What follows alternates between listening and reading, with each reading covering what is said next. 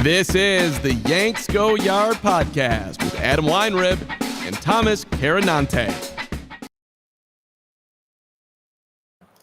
Welcome to the Yanks Go Yard podcast. I'm Adam Weinrib alongside Thomas Carranante. Sabathia is a Hall of Famer. It was not that hard for him to get in. Ichiro, a Yankee, also a Hall of Famer. You remember Ichiro, the Yankee? I feel like that's been scrubbed off the map a little bit this week, but he was a fun Yankee for 2.5 years. 2.5 bad years, but still not bad by him. Pretty okay by him. Bad by the team. 2 new Yankees Hall of Famers. In addition, Billy Wagner gets in. Once completed a combined no-hitter against the Yankees, so that's something. But Chipper Jones had some thoughts. The rest of the ecosystem had some thoughts on the Yankees this week and on the ease of CC getting in on the first ballot and what all that means. And anyway, I'm glad for some Hall of Fame talk because, oh my God, it's unbelievable that we're doing a podcast about the New York Yankees twice a week during January 2025. It's crazy. It's crazy to do that. They are not doing a darn thing. They're done. They stopped. They've finished. They did a lot of business in December, and that was great. And I was like, wow, that's going to mean maybe a slower January, but not like an absolutely frigid, frozen January. Every time I left the apartment this week, it felt like 9 degrees or less, and it kind of feels that cold in Brian Cashman's office right now.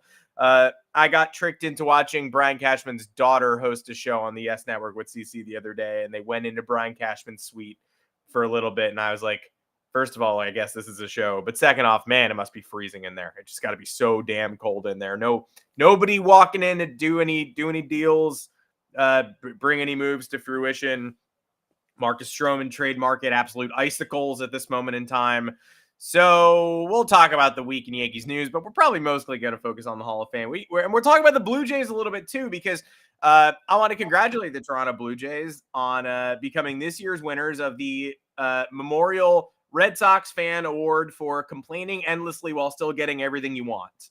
Blue Jays fans spent November, December, January threatening to fire their GM and Ross Atkins, Mark Shapiro, to the sun. We'll see you in another life, brother, just because they didn't get Roki Sasaki, someone they were never going to get, and because they didn't get Juan Soto, someone who cost $800 million. And lo and behold, they get Jeff Hoffman. They look like they get Anthony Santander. It looks like they're probably going to get Pete Alonso at this recording. It looks like they're probably going to get Max Scherzer. And it looks like all of a sudden they're right up there with all the other rosters in the East. So again, congrats on your award. Red Sox fans are going to win that award every winter until they don't in perpetuity. Obviously, they thought they were going full throttle last year or whatever, and then they were in the playoff race all year. This year, Red Sox fans, they are complaining and they are getting what they want, but they're complaining less because they get Garrett Crochet or whatever. So that makes the Jays the runaway winner of this award if they get Pete Alonso. We'll talk about them later in the show. Thomas Carranante, welcome to the show. It's a Monday. It's a Thursday, 2 o'clock Eastern. That's when we do this. We appreciate everybody tuning in. And we appreciate everybody on all audio platforms afterwards. Please listen, rate, review, subscribe, all that good stuff. We'll have fun talking CC before we move on to the meat of the Yankees offseason, which again is jack shit, just absolutely nothing. Pile of shit. Yeah, I mean, that's how it goes sometimes. Yeah, they got us really. We can't get the Blue Jays award, though. I think that's important to note because they've handled a lot of business, and our critiques are specific. They don't have an infielder. They quite literally do not have a final infielder. So you need to get one of those. But I'm not out here saying Brian Cashman should be sent to space or right to jail, directly to the electric chair. He did a lot of business in the December portion of the offseason. Just needs to finish it. So you got to do that. If they do, then that's great. But patience is a virtue. You simply got to do it. I don't know what the difference here is with the Yankees. Excuse me. They lost Juan Soto, so they had to go on an early bender to make sure they made up for that. Blue Jays just have been regressing as a whole. So, whether they had a big offseason or not, I mean, what was their big offseason? Landing Juan Soto or Roki Sasaki, which probably was never going to happen anyway. Never, ever. Look, if the Yankees have become a secondary destination now, in some respects, just based on how times have progressed and other teams have gone up in the pecking order over the last 15 to 20 years, then the Blue Jays should, just nowhere to be found. And it's not an insult. It just is what it is. There's no reason There's no reason to think that they should, because, you look at someone as young as Roki Sasaki, right? He's 23 years old. Why would he not go to the Dodgers? If you're a kid, that's a college student, dude. That's a kid graduating college, and the best team in the league with all the cool shit comes to you and they say, "Hey, we want you. We've been recruiting you for a while. Like, we just won the World Series. We think you can help us win another one. Let's do it." Yeah, I mean, you're lying to yourself if you say that you wouldn't choose the Dodgers, as if you would have some sort of moral compass at that point in your life being like, you know what? It's not fair the Dodgers have all these players. This is wrong. I'm going to go to them. Yeah, I'm going to go to the Mariners because, they've had a long-standing championship drought, and I think I could help them win even though they have no offense. Like, give me a break. And I hate to bust into this, but the Yankees actually just exploded the offseason, some would say. They absolutely blew it up. They took a step towards that Dodgers tier of championship level baseball. In response to the Dodgers signing Roki Sasaki and Tanner Scott becoming official today, and Kirby Yates on the way, the New York Yankees have signed Alan Weinands, claiming the right-hander off waivers from the Atlanta Braves. 7.20 ERA in 40 major league innings, much stronger track record at AAA. I'm willing to bet we get the 7.20 ERA guy if we ever see Alan Weinands in the bigs. But here he is. He's a New York Yankee. Read him and weep. Haters, you can have your Pete Alonso. We will take Alan Weinands. That's right. But yeah, if the Blue Jays are sitting here, I guess, thinking they're going to get whoever, I don't know. I don't know why it would happen this late in the offseason. I don't know why free agents would start lessening their demands or being like, oh, the Blue Jays are a team I'm going to go to at this point. Like Jurickson Profar, Pete Alonso, we're hearing all this buzz. Max Scherzer, apparently. I don't know how legitimate any of this is. I also don't know where Pete Alonso's full-time DH, or they're moving Vladimir Guerrero Jr. back to third base, or what are they doing? So I don't. Maybe they're trading him, but until one of those situations is like they're not signing Pete Alonso and then trading Vladimir Guerrero Jr. Like they're doing they're trading Vladimir Guerrero Jr. first, and plus like someone like Max Scherzer. What does that do for you? He hasn't been good in years. Jurickson Profar, like you had those guys in Teoscar Hernandez and Lourdes Gurriel Jr. and you got rid of them. So I don't know. Jurickson Profar is looking for security and money, and I don't know the Blue Jays are going to want to offer that, especially after they just paid what you would call an aging one-dimensional player in Anthony Santander. Same goes for Pete Alonso, like aging kind of one-dimensional player, and the one dimension is regressing a little bit if we're to look at last year's stats. So I don't know. Blue Jays fans are getting loud though, and they're doing the thing that I hate. They're doing the Red Sox thing, like you said. They're dejected 1 minute, and then they hear one rumor, and it's like, we're all back in, dude. This is the best. Love this team. And I know you can't stand it, but I've tried to ignore just because, like, I'm getting bored at this point with what the Yankees are doing. I can't be inundated with Blue Jays and Red Sox shit right now. Just can't. No, I'm getting better at it. I'm getting better at taking it. But the teams that the Red Sox fans are confusing me because they won't acknowledge that this is a good team right now. Now they're in the other complaint of like, well, yeah, they're good, but not great. Okay, well, last year you said they were garbage. So isn't it a step forward that I now think you could win a weekend American League as is, and you're probably going to sign Alex Bregman because he has no other suitors? Like, you're pretty good. Get used to it. And Blue Jays, It is the same thing. It's like Ross Atkins should be sent to jail for all he has done to this roster. Like, I don't know, like what your expectations are World Series or bust every year, because you're in the playoffs in 2022 and 2023. And not last year, you had a down year, and then now you have to send the GM who constructed this roster to jail, even though there's a month and a half to go, and most of the real free agents half the real free agents hadn't signed yet, and you got Santander, and you're probably going to get Alonso, and I don't think that Max Scherzer is a necessary expenditure. But if you get him, then that's certainly a name. You certainly did work, and if you struggle this season, you can't say that it's on the GM's shoulders for inactivity. Max Scherzer barely pitched last year, and he basically isn't a starting pitcher at this point in time that I concern myself with. He was barely a reliever when the Rangers won the World Series. About to turn 40. If you get him to the World Series or the playoffs, he'll throw 3 1/3 innings in his starts at best, and then they'll pull him early.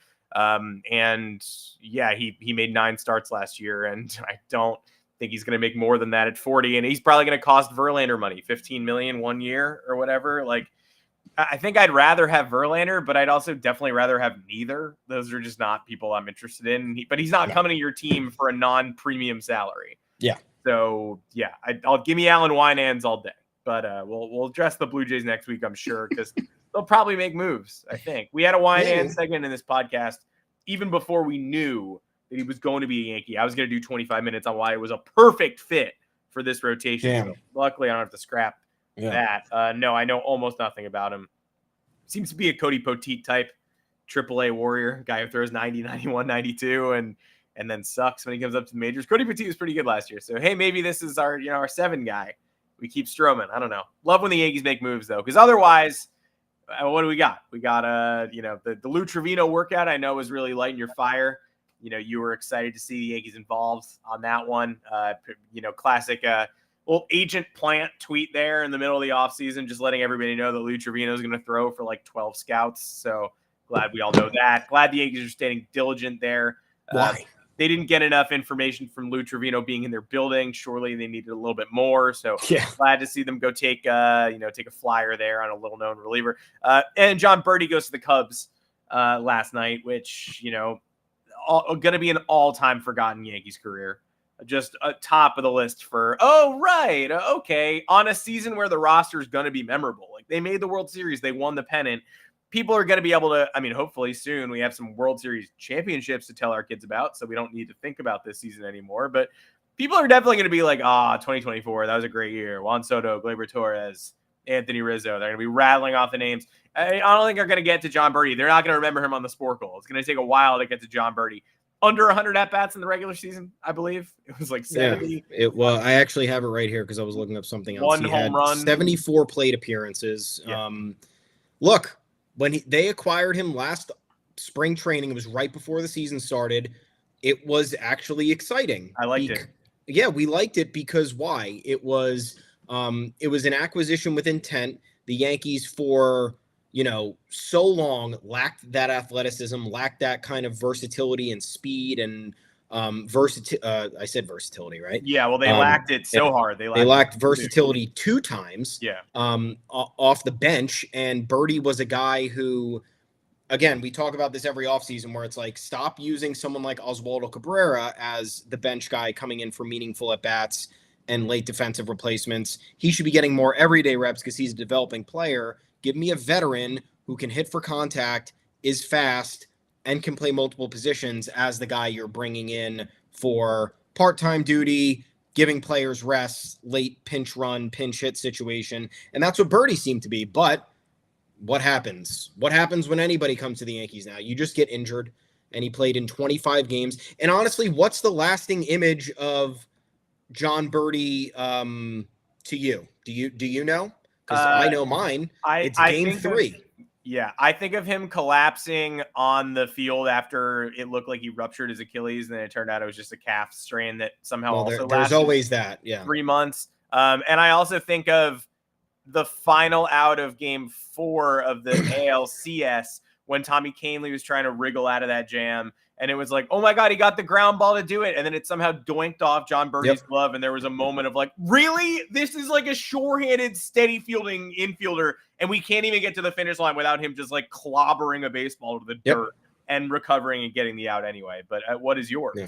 No, it's the game 3 where he got picked off on that egregious play. He made those 2 defensive miscues. He was playing the game. He was in for Anthony Rizzo because everyone was fed up with Anthony Rizzo. And they were facing, I think, Matthew Boyd. Wasn't it Trivino who got picked off? Did we get double pick-offs? Oh, no, I'm sorry. Trivino did get picked off. Berti did. He did play first. He made those 2 defensive miscues, and he grounded into that double play. He grounded into that fucking double play. Yeah. Trivino got picked off. Thank you. Well, that was great because it was Trivino knocking an RBI single and getting him on the board and being like, let's go. And then the very next pitch, he just got picked off. And it's like, oh, great. It's one of those. Yeah. Yeah. So, I mean, look, long story short, everybody's an idiot. We know this. That's the team never plays with any sort of intent or plan, it seems like. But Berti got the one shot to play in the postseason, kind of completely fumbled the bag. And then that was it. And then, of course, what happens? He gets injured running the bases, and he's out for the remainder of the postseason. Yes, secretly out for the World Series, like kind of just like not on the roster. And we're like, oh, that's an interesting decision. Oh, never mind. He got hurt again. Yeah, so, I mean, now he goes to the Cubs. I saw the deal was $2 million with 1.3 in incentives. He was projected to make $3.8 million in arbitration. The Yankees non-tendered him and said we could figure it out. But guess what? Have the Yankees figured it out? They actually have not. They have not gotten anybody to help figure it out. We're just assuming it's Oswald Peraza next in line. So the Yankees did not upgrade here. I'll give them credit for saving that money. But then again, we're in a holding pattern right now. We can't spend because of the Marcus Stroman contract, which we talked about way too long on the last podcast. I don't want to talk about it anymore.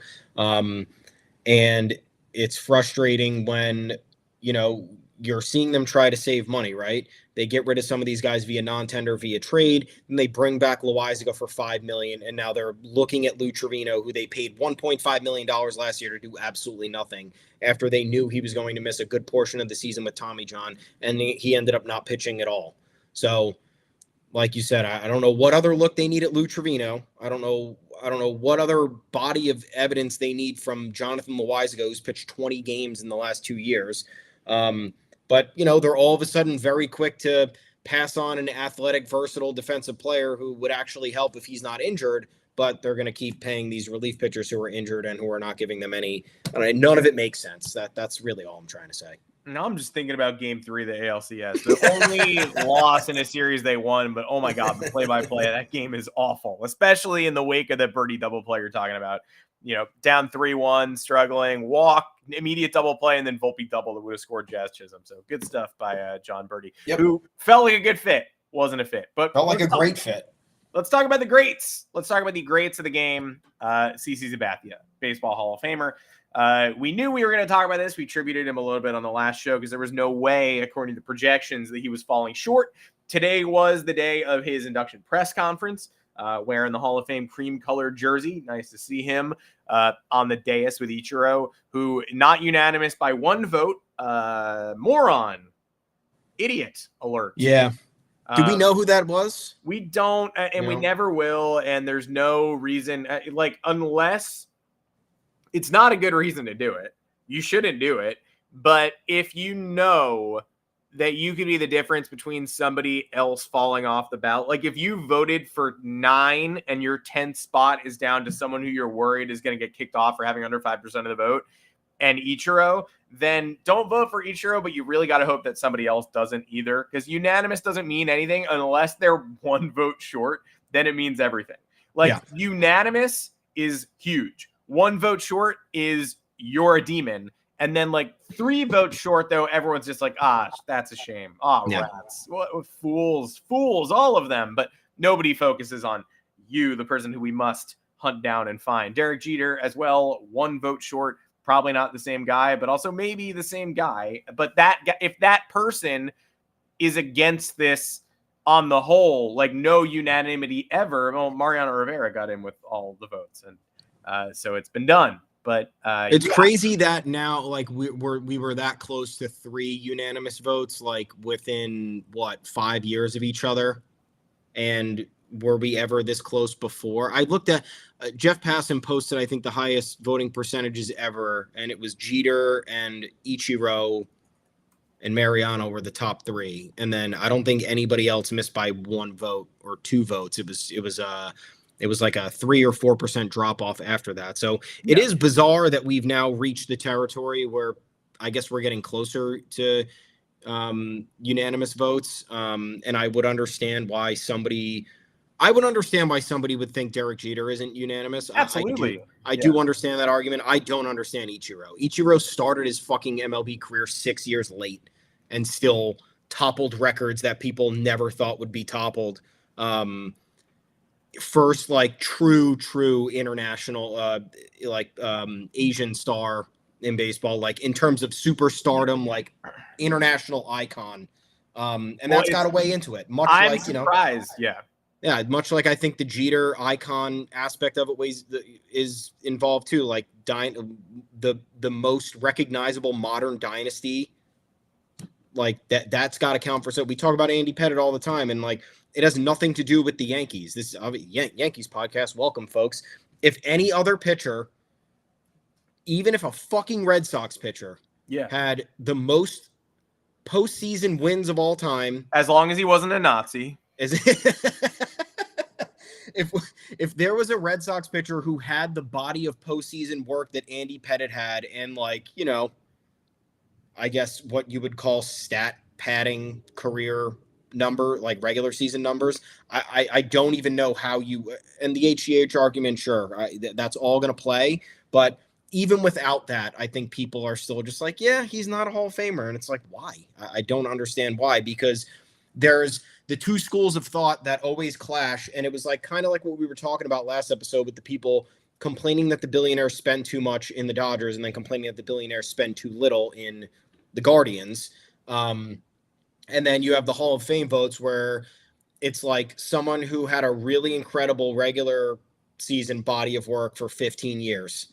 Like, oh, well, what'd they do in the postseason? They didn't fucking do shit. Like, that was the Peyton Manning argument. Any football fans here, the Peyton Manning argument forever before he won that Super Bowl is like, what has Peyton Manning done?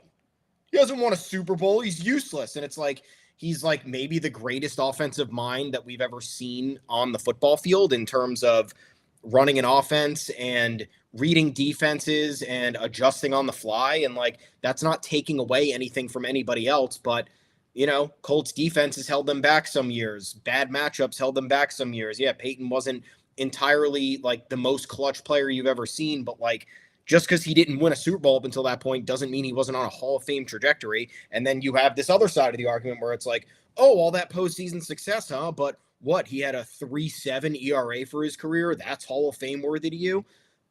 I mean, paired with 20 postseason wins and an extra regular season, like full regular season body of work in the postseason, yeah, that's Hall of Fame resume. It just is. So for someone like Ichiro, I understand there wasn't the postseason resume, but in terms of there's other arguments to this. It's international stardom. It's achieving what he achieved in the window that he did at a disadvantage. Like that counts. It just does. He wasn't a Major League Baseball player until he was 27 years old. And technically, if you count his international stats, he is the all-time hits leader in history. You're going to get the I'm surprised. I mean, we don't know who the one guy is. I cracked my knuckles on this one. I'm surprised that we did not get the Tony Gwynn argument. Was Ichiro great? He actually didn't hit for power. He was actually less valuable to his team than Paul Goldschmidt, or just like the takes on I don't know, the OPS plus doesn't speak to me.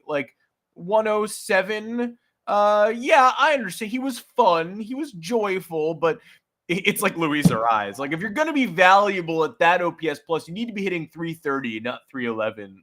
I don't know. Ichiro was, anyone who watched him knows he was just the greatest hitter and someone you could not game plan for. Power's fantastic. Selling out for power, you need guys like that, but phenomenal hitter in any situation, and someone who, if you got him out, you were just lucky. You didn't win the battle. You didn't strike him out. He needed a ground ball to second to move a runner over. He'd get it. Unless there's an 8% chance that you couldn't outfox him, but you might just outstuff him and you might get him to pop one up, and congrats to you. But you were not going to outmaneuver Ichiro. And if you gave him an infield single, he'd take an infield single and he'd be on second base. Yep. One of the most unique hitting profiles of all time, too. The way that he approached, the way that he was able to hit to all fields, his incredible power that he didn't need to utilize. But, you see all the people saying he very well could have. He could have been a 25-plus home run hitter if he wanted to, but he was too busy fucking beating pitchers down in matchups the way that he felt was the way to help his team win. So that control, that ability to control the plate with hitting a baseball being the hardest thing to do in any sport. Wildly impressive and something we may never see again. But Yankees podcast again, CC Sabathia is in. We love CC Sabathia. Yep. I think CC Sabathia is a first ballot Hall of Famer. I don't get why every time someone gets voted in, we are working on tearing them down in some capacity. I think that the voting process is imperfect. It just is. I also don't think that comparing people's stats side by side is the perfect way to make an argument. Like, obviously, someone is going to have similar stats as CC Sabathia and not be in the Hall of Fame. CC Sabathia was a larger-than-life personality. He was probably the best pitcher in the sport for a 3 to 5 year period. Mm-hmm.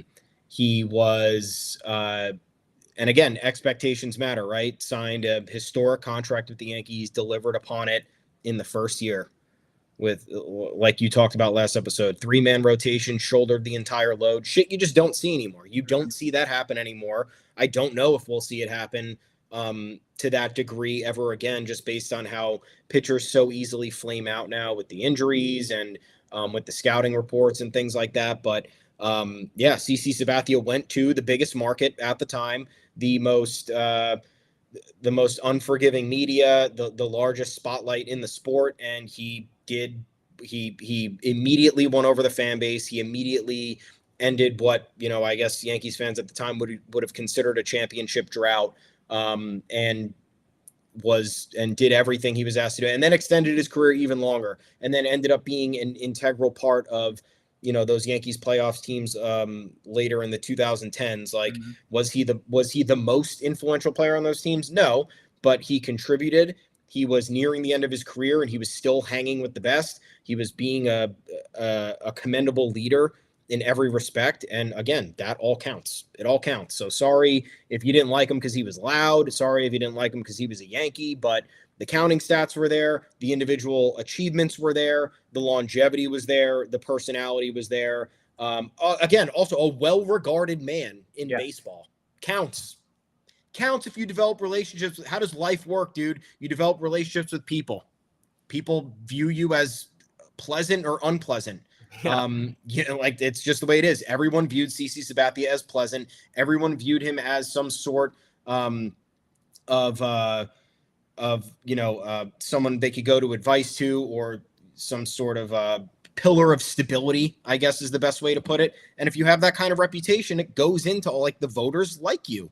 Look at David Ortiz. Mm-hmm. Voters liked him. They forgot about the steroid stuff. Okay, cool.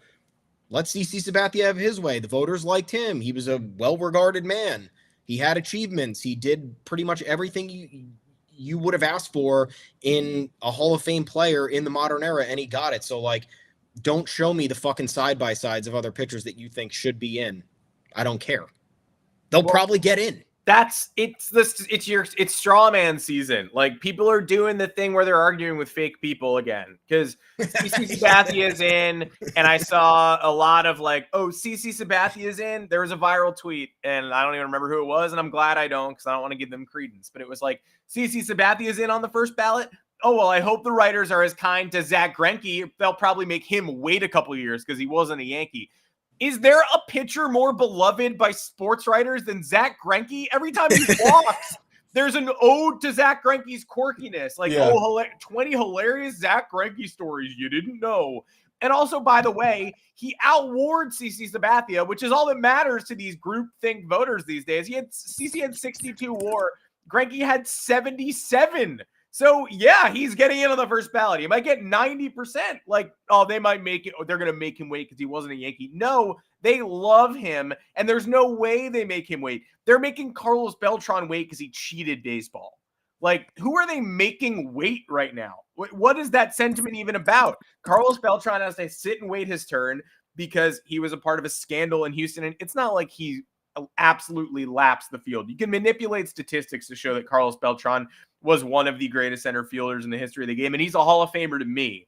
And I probably would have voted him on the first ballot, even with the scandal, but I understand why people didn't. And now he's climbing up, and he's going to get in next year. Yeah. So I don't know why we're complaining about this.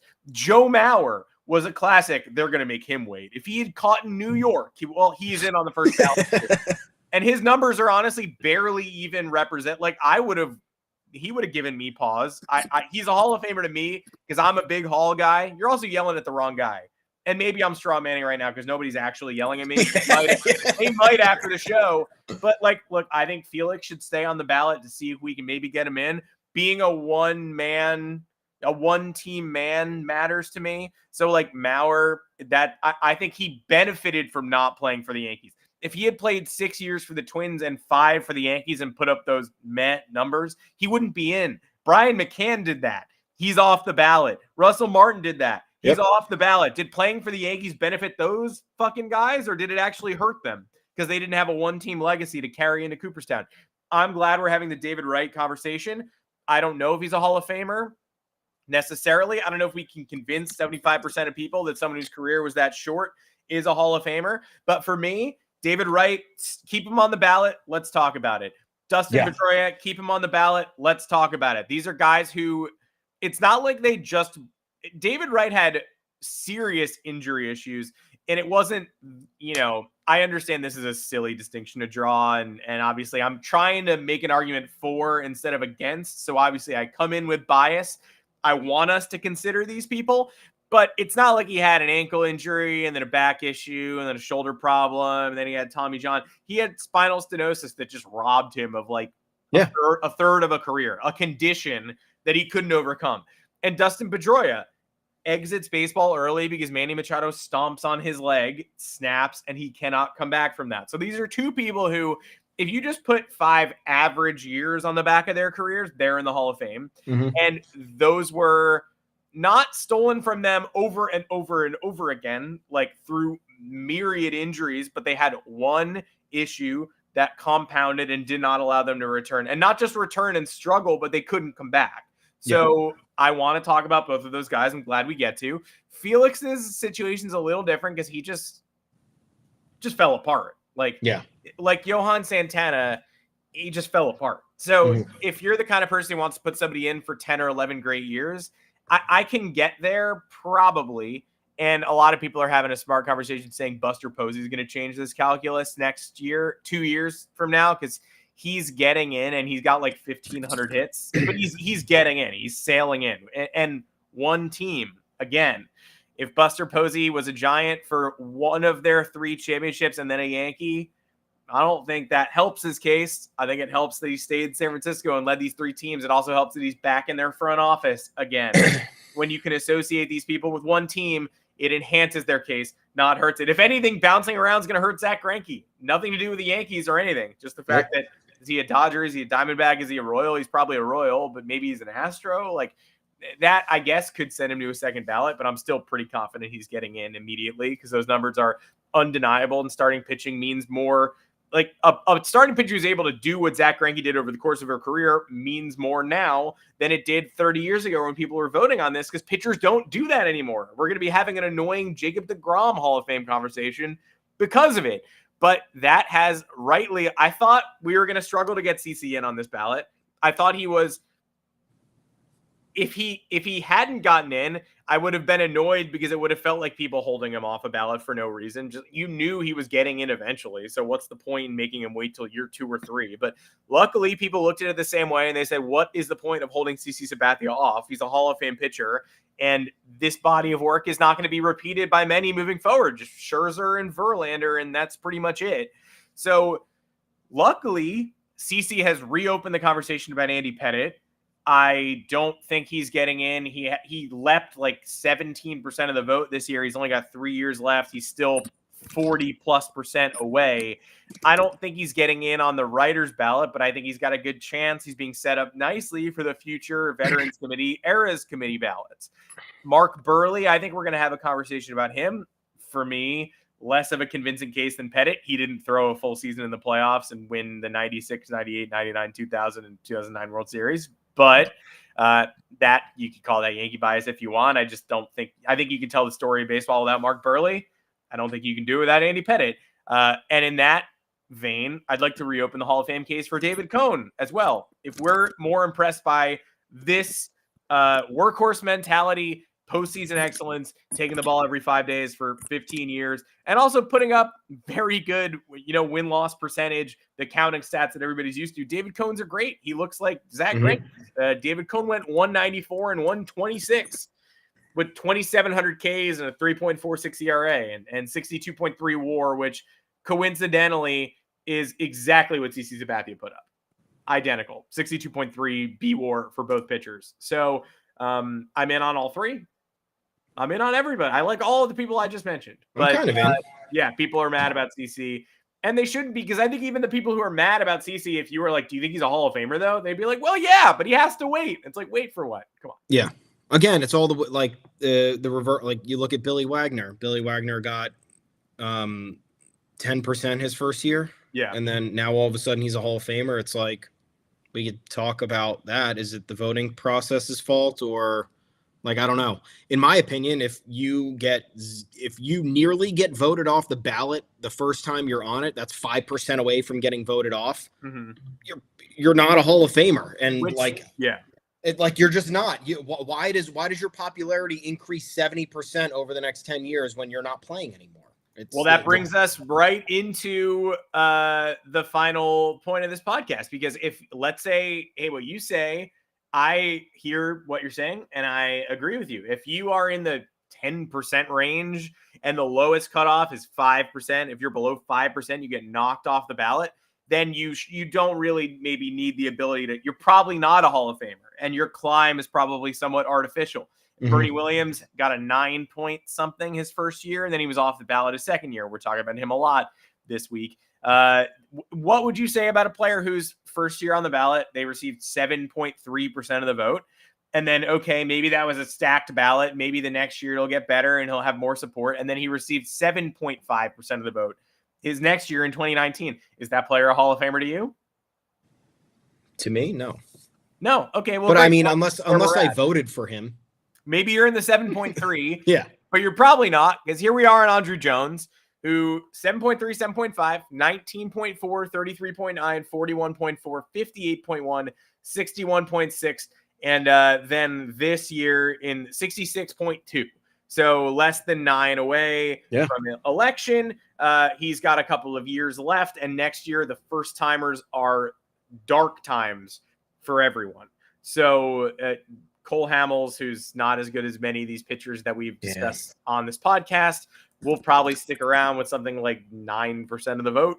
But yeah, not much there. Ryan Braun, you want to eject somebody for PEDs, then he's the ultimate. You can't get considered for PEDs because he took them and then he was angry about it. And then he yelled at the writers and challenged them. And then it became very clear that he had taken them. So no chance. The other guy is just not interested. It's like the Jason Worths of the world. So Jones has a pretty good chance of rising over the 75%. Chipper Jones, though, his teammate, tweeted on January 21st after the election results, I want to ask all Hall of Fame voters one question. If Andruw Jones plays for the New York Yankees for 15 years with 10 gold gloves, 400 homers, 1,300 RBI, is he a Hall of Famer? Let me answer for you. First ballot. Time to have a conversation about Hall of Famers chiming in. 75 living members can make sure it's right.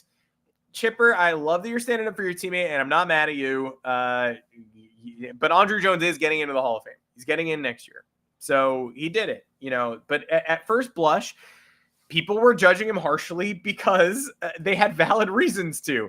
Andruw Jones is remembered by people who are pretty much exactly our age as the best defensive center fielder in baseball, who also started hitting 40 home runs for a couple of years. He hit 51 in 2005.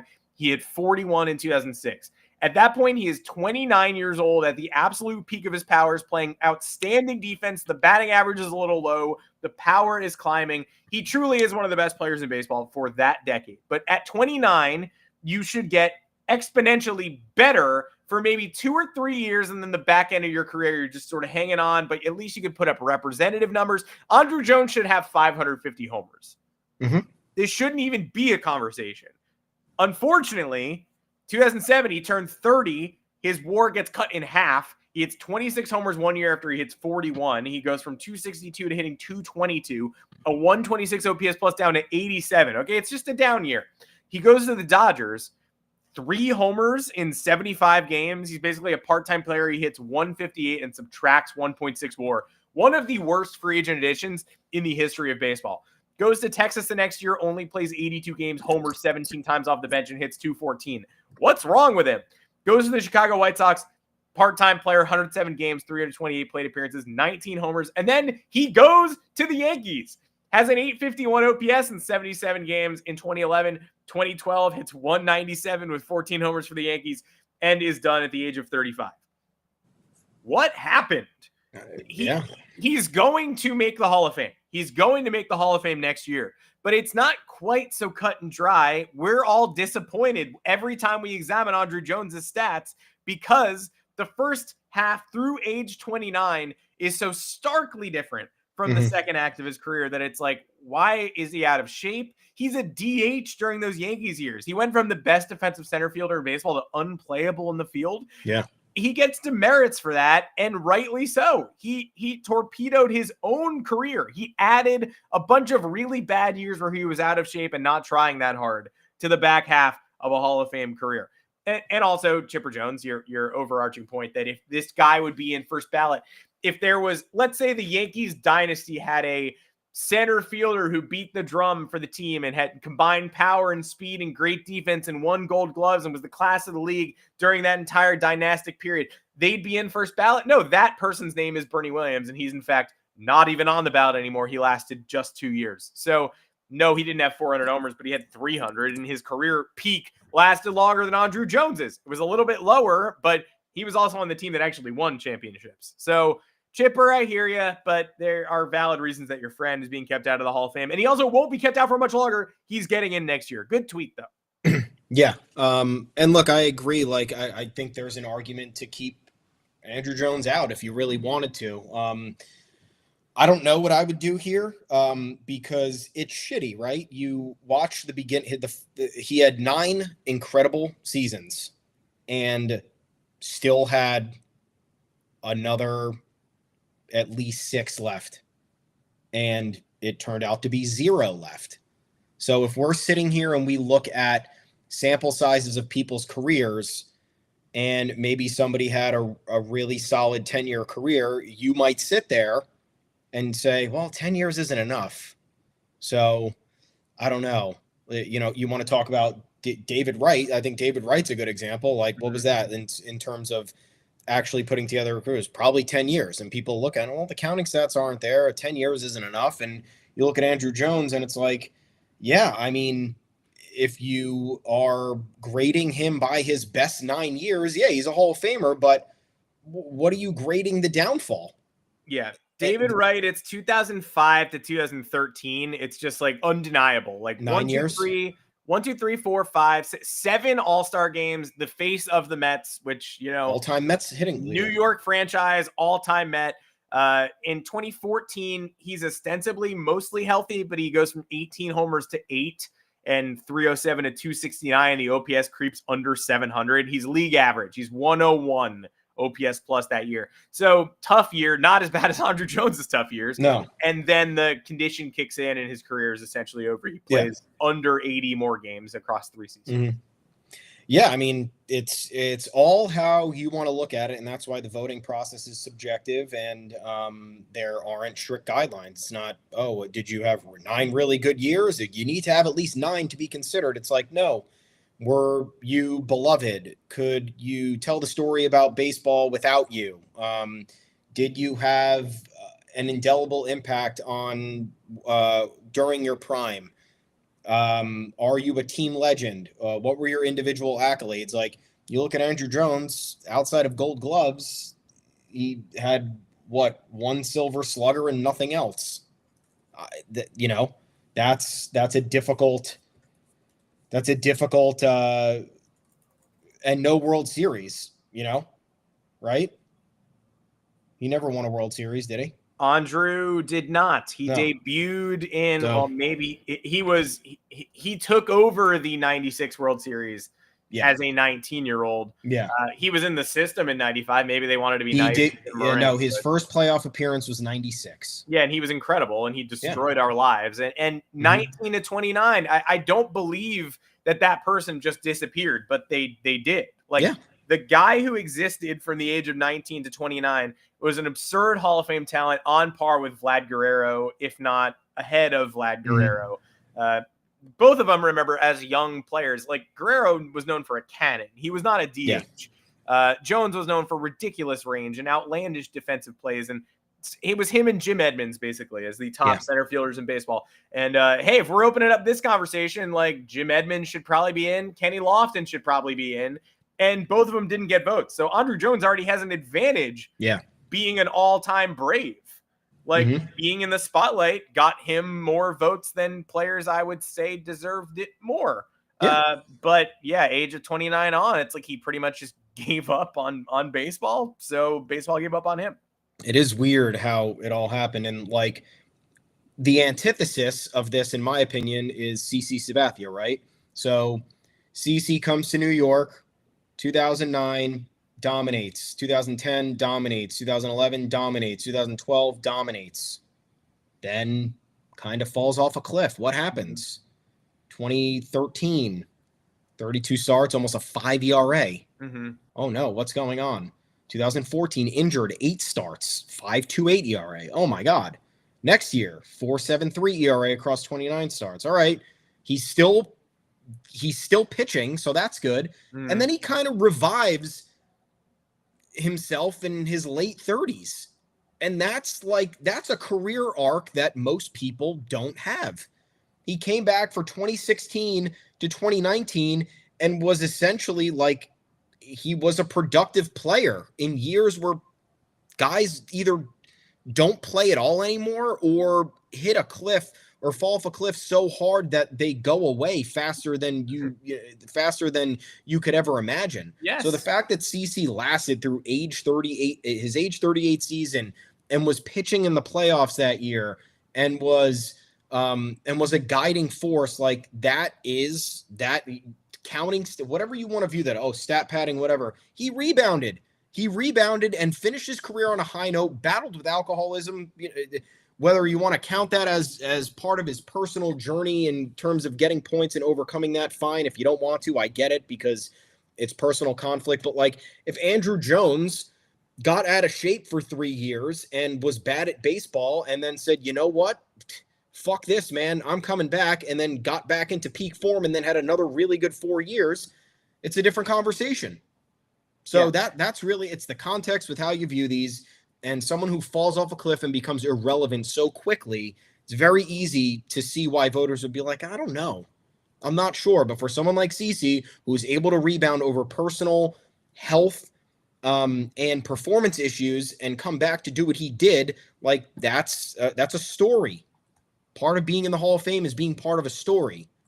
So, fair or not, I don't know. I don't disagree with that being part like Eli Manning. Great argument we're going to have this year. How many fucking people are going to tell you that he sucked at being a quarterback? This is going to be great. New York bias. If he had won 2 Super Bowls in any other city, he'd be in. Exactly. And like, how bad of a quarterback was he, right? Quarterback's the hardest job in any sport in terms of the responsibility you have. And the fact that the ball's in your hands every single play of every single week and every single game. Was Eli Manning bad to start his career? Yeah. Did he do dumb shit throughout his career? Absolutely. I will never forget that lefty throw as long as I live. The dumbest thing I've ever seen in my life. Some of the worst, Darren Sharper picking him off 17 times in one game. All the Saints, every time he was at the Superdome. Yeah. But again, battled it out, overcame his issues, beat 2 of the greatest teams in history to win Super Bowls, 2 of the most memorable playoff runs of all time, managed to last as long as he did as a starting quarterback in the league, had an incredible starting streak, was able to battle through injuries and take hits like you've never seen before. So what is it? You wanted him to have a really high completion percentage and fewer interceptions? Okay, then you're looking to build players that belong in the Hall of Fame with no flaws, and that's never going to happen. So good luck. Yeah, and also CC, like, just so that we're clear, and like not to be harsh, but if right in line with your point, if CC Sabathia's career ends after 2015, sort of in shambles with age 32, he throws 211 innings, which is amazing, but he also leads the league in earned runs and has a 4.78 ERA.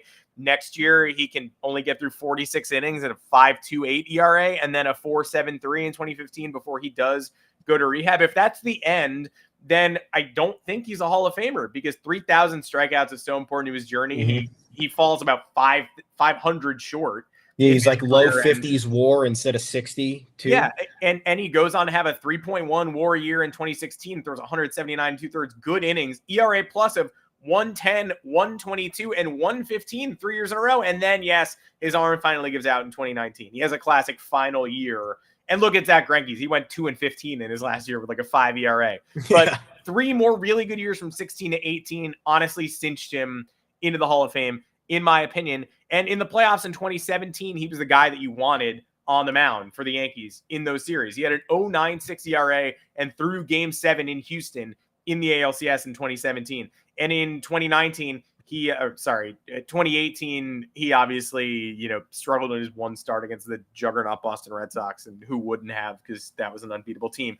Mm-hmm. But I do often, for me, he's out if his career ends at the same point that Andruw Jones's career ended, and he rebounded and made 3 more incredible years worth of starts, and the Yankees were bringing him back every year on 1-year deals. And at that point, people were treating it like a formality, like, oh, they got to bring back the mascot, but he was an extremely valuable left-handed starting pitcher for those 3 years.